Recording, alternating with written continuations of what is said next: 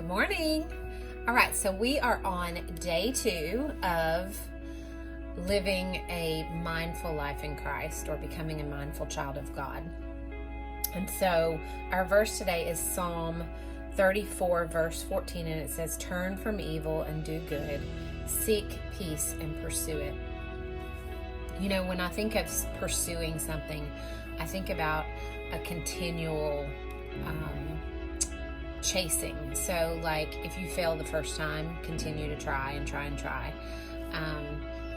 We have to remember that there are things in our lives that do not serve us well.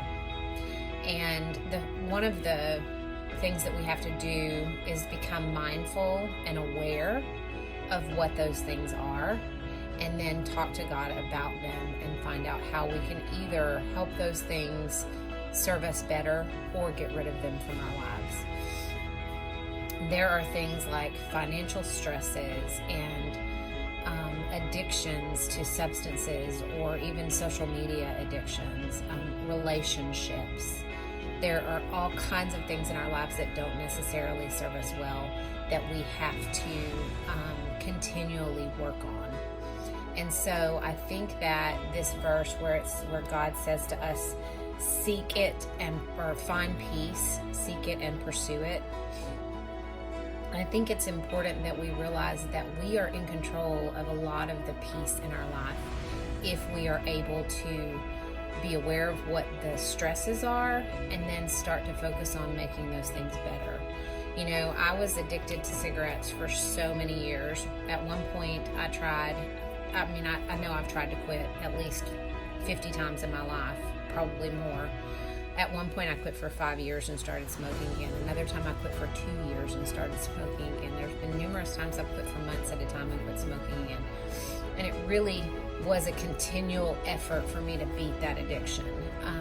And you know, it's been now almost 3 years again that I've been quit, but I could still fail at any moment. So I have to be aware of that in my life, and I have to make sure that I'm continually seeking to keep that peace of not smoking in my life. I have relationships that have been so hard, that have not served me well, of people in my life that I love dearly. I still love them very dearly, but I've had to sever the ties with those people because those relationships were not serving me well. And it's not that I don't love them and not that I don't want the best for them. It's just that together, like in a friendship situation or just a relational situation, was not good. And so I've had to make the hard choices.